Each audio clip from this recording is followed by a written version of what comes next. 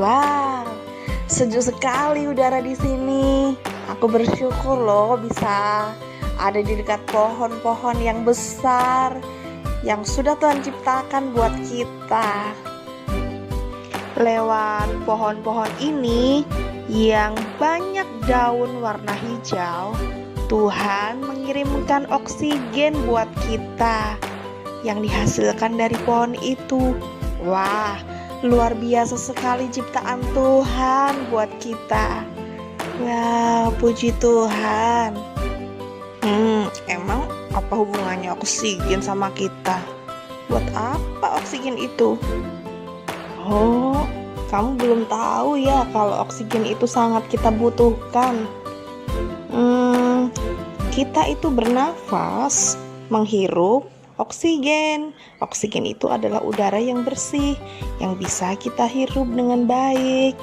Kemudian setelah oksigen kita hirup masuk ke dalam tubuh, keluarlah karbon monoksida yang sudah kotor.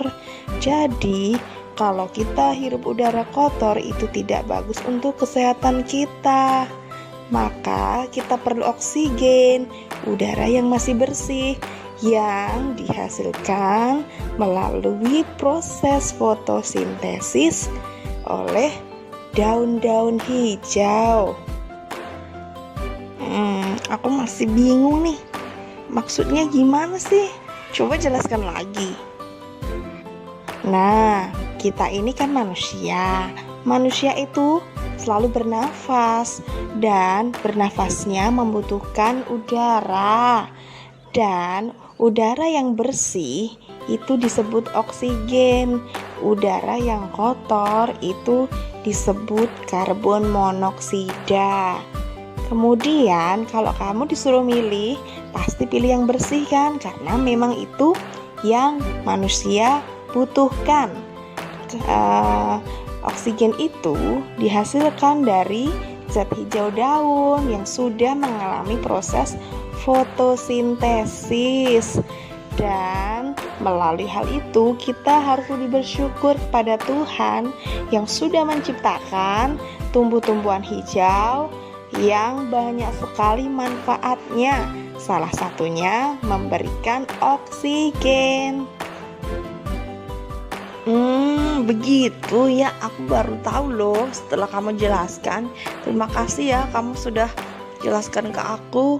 Nah, kalau begitu biar kita bisa menikmati oksigen yang banyak, berarti kita harus tetap melestarikan pohon-pohon yang ada. Dan juga biar banyak harus nanam pohon dong. Ya kan? Betul begitu kan?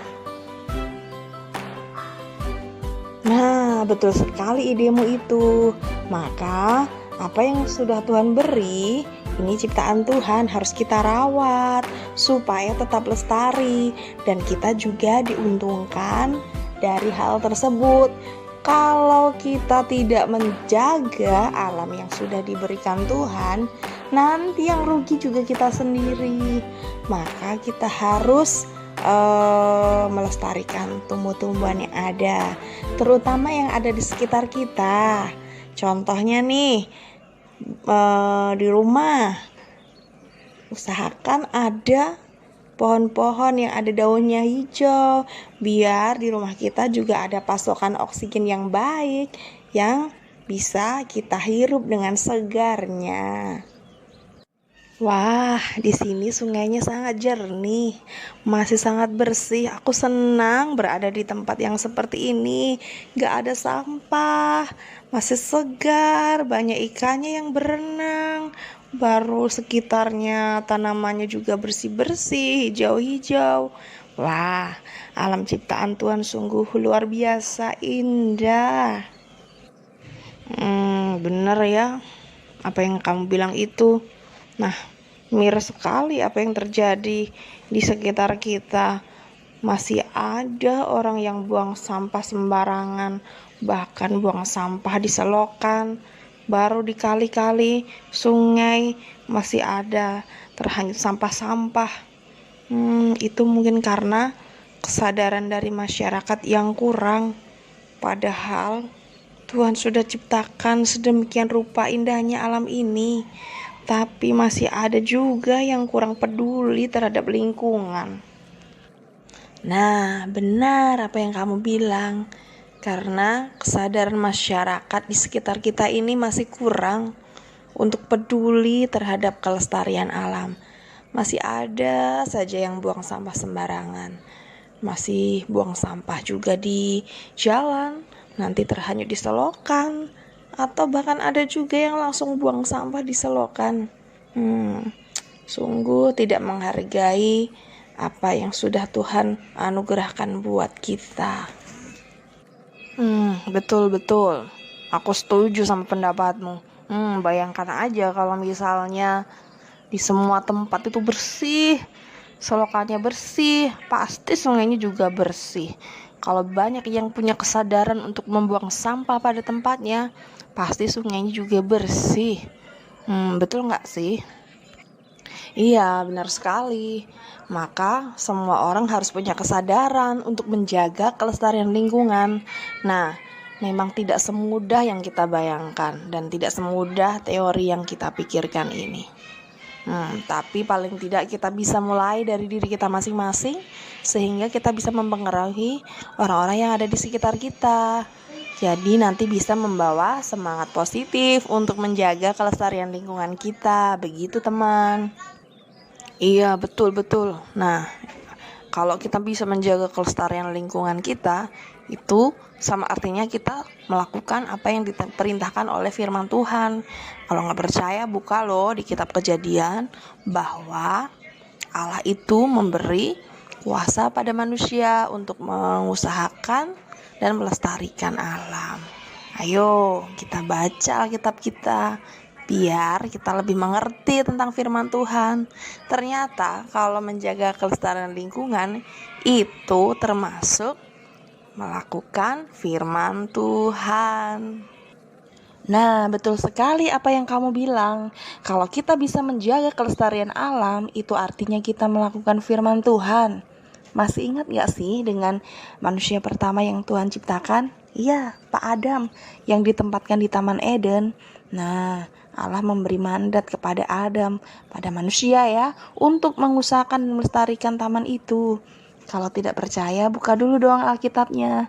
Di Kejadian 2 ayat 15. Tuhan Allah mengambil manusia itu dan menempatkannya dalam Taman Eden untuk mengusahakan dan memelihara taman itu. Nah, sesuai kan? Kalau kita mengusahakan dan memelihara lingkungan sekitar kita, itu sesuai dengan apa yang dikatakan firman Tuhan. Wah, bening ya air di pantai ini masih sangat lestari. Wah, indah banget ya. Bersyukur bisa menikmati keindahan pantai, alam ciptaan Tuhan. Iya betul sekali apa yang kamu bilang. Coba semua pantai yang ada di bumi ini seperti ini ya. Wow, paling senang sekali kita semua nih. Ya, tapi sayangnya tidak semua pantai di bumi ini masih seasri ini. Sudah banyak yang terkena sampah, bahkan ada yang bertahun-tahun sampahnya tertumpuk. Sungguh menyedihkan. Ya, apalagi ditambah dengan pencemaran lingkungan lainnya selain sampah yang dibuang sembarangan. Sungguh amat menyedihkan. Nah, itu bisa juga merusak flora yang ada di laut, seperti rumput laut dan sebagainya juga bisa terusak lah karena ada sampah dan pencemaran. Nah, kembali lagi kepada kita sih ya. Contohnya nih, kalau kita sedang berwisata di pantai seperti ini, jangan sampai tinggalkan sampah sedikit pun. Nah, itu artinya kita sudah peduli terhadap kelestarian lingkungan di pantai. Jadi, kita juga bisa ingatkan orang-orang di sekitar kita kalau mereka buang sampah sembarangan di pantai. Ya, itu mungkin yang kita bisa lakukan untuk hal yang sederhana terlebih dahulu. Ya betul sekali. Jadi kita selain fresh karena bisa refreshing di pantai, kita juga bisa fresh dengan tidak membuang sampah sembarangan, supaya nanti kalau kita kembali ke sini lagi pantainya masih tetap bersih. Kan yang untung juga kita sendiri, ya kan? Ya, betul sekali apa yang kamu bilang. Itu adalah salah satu cara mengucap syukur terhadap alam ciptaan yang sudah Tuhan berikan kepada kita manusia. Ayo semangat untuk tetap menjaga kelestarian alam di mana saja kita berada. Shalom.